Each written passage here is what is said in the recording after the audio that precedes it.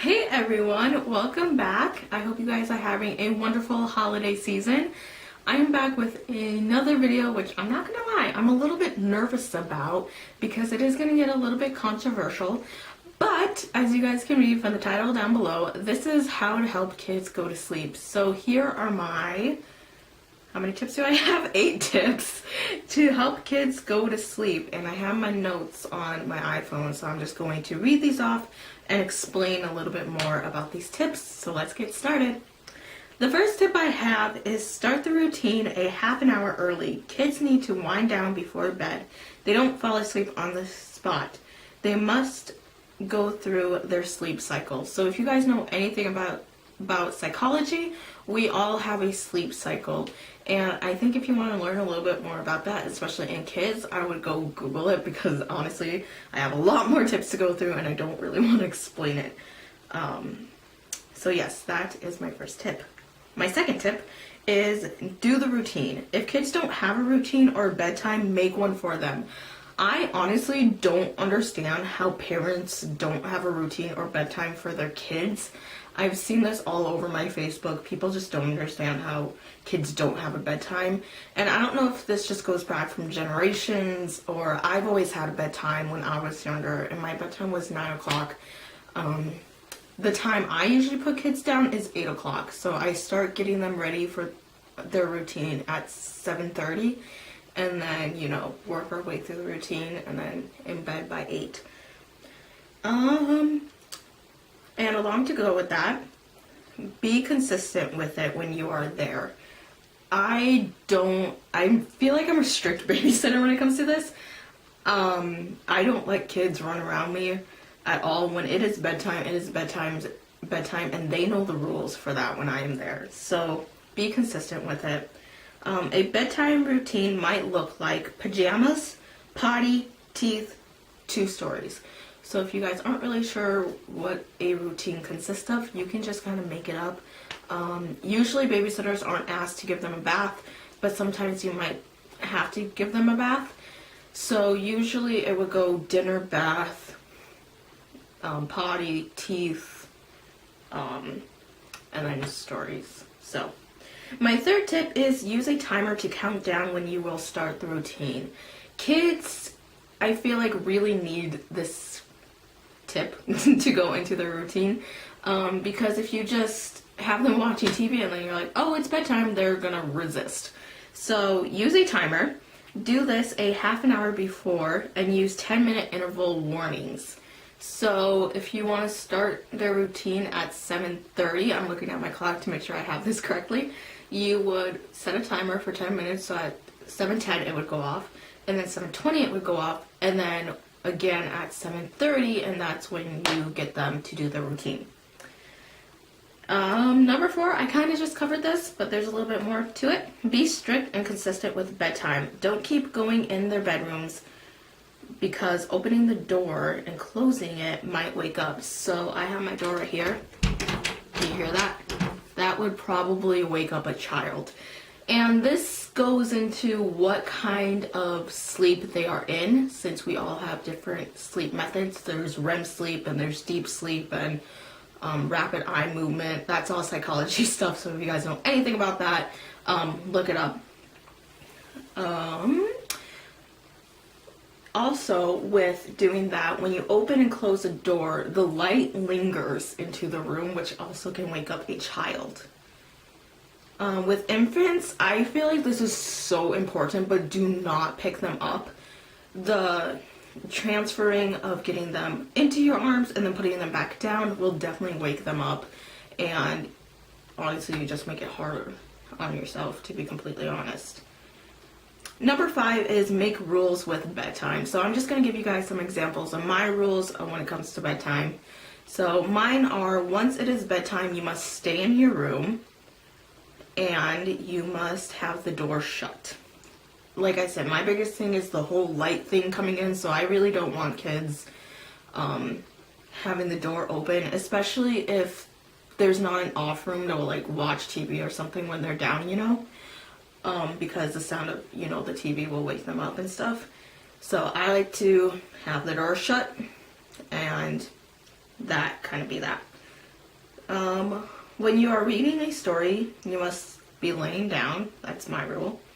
And you must stay in bed. And this is so hard because sometimes kids get up and they start playing with the handle, and that's when bedtime just turns into a game. And that's where being strict comes in. I've had a kid who's been babied a really long time, and I've honestly seen the worst of it come out. And he is not good when it comes to bedtime at all. His sister is an angel to put down for bed, and I feel so bad for saying that. But he is honestly like hell on wheels because he's been babied and he doesn't know how to fall asleep on his own. Number 6, I haven't tried this, but I know some kids really like this.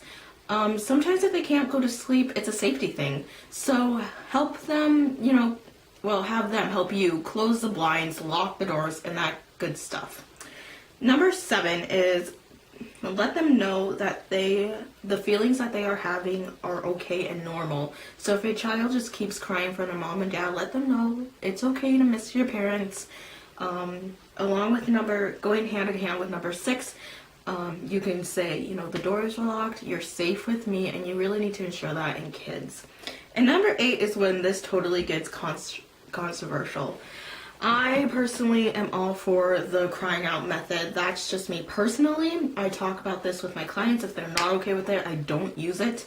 So what is the crying out method? The crying out method is when you just make sure the child's basic needs are met, that they're changed or potty trained, go potty, they've ate, and you just put them in their bed and you do not wake them up whatsoever. This is where I think a baby monitor is good, because then to check on them if you want to do like the 15-minute check-in, have them cry it out, but like peeking or patting them on the back and just say, hey, it's okay, and then walk out the door. I think that can really wake up children, but if you have a baby monitor, you don't have to deal with that. So there's a couple ways you can do the crying out method. You can go really hardcore. If you can stand kids crying for hours on end, do it. If you want to do a 15-minute interval, like I just said, you can do that as well. I think it's more so okay with parents if you do the intervals. If you go in there like 15 minutes and 20 minutes or something, I think that's okay. With baby monitors, there are a lot of them that obviously you can see the child on the screen, and then you can just talk to them through the baby monitor. And that's when I think it's really good, especially if parents are doing sleep training. And that is what the cry it out method is. It's sleep training. So I would definitely just bring this up to parents. A lot of people here call me the baby whisperer because I can really get kids to fall asleep, but it's because I do the cry it out method. Some people, this is where it gets controversial. Some people think it's cruel. Some people think it's going to cause them mental damage in the future. I personally just see it as teaching them independence. Let's connect this to the real world, you guys. In the real world, your parents aren't going to be there to cradle you and tuck you in at night. And if kids wake up in the middle of the night, they need to learn to put themselves down by themselves. This also kind of goes into the whole like babying your child, which I can do a total different video on that. Just things I feel like parents shouldn't be doing by whatever age. But I'm all for the cry it out method. If you try it with a family and it doesn't work for you, that's okay. As babysitters, I feel like it's so easy for us, especially when it comes to bedtime, to get so overworked because we just want the kids to fall asleep. And here's the best tip I've ever been given. It is better to leave a child in their bed crying than to potentially hurt them. And I just want to throw that out there because I just feel like it's so important, and I do this a lot, especially when it comes to bedtime. I'm very strict and my rules are in place and I'm consistent with them when it comes to bedtime. And a lot of times if I have to baby a child basically to go to sleep for 45 minutes, I'll go out, get myself a break, and then when I come in, I'm still frustrated because they're still crying. So if you know, have done other things and you just feel yourself getting worked up, leave, let them cry it out. I don't think it's gonna hurt them. I know this is so controversial. Yeah. I don't know where else to go with this because it's so controversial. Like I said, some people think it does mental damage for the long run. Some people think it's cruel. For some parents it works, and so for some parents it doesn't. Like I said, I view it more as you're teaching them independence, and you're teaching them that, you know, in the real world, you're not going to have mommy and daddy 24/7. And a lot of times when children get up and cry, they just want attention. A lot of times it's not that they need to eat. It's not that they need a diaper change or to go potty. It's just they want attention. I saw a comment on a video and it said that if you do this method, kids will think that the world is cruel. And I kind of just thought about this and I was like, well, you know, in the real world, it's cruel. We all get criticism and we all get judged for things. So I don't know. I'm all for it. Like I said, run it by your families. If it's something that they're okay with, if they're not, I would just say, you know, I do this method called the cry it out method, but I check on them periodically. Is this okay with you? Always ask them about the routine. If they have any other things specific to the routine, ask them how they get their child to bed and all that kind of good stuff.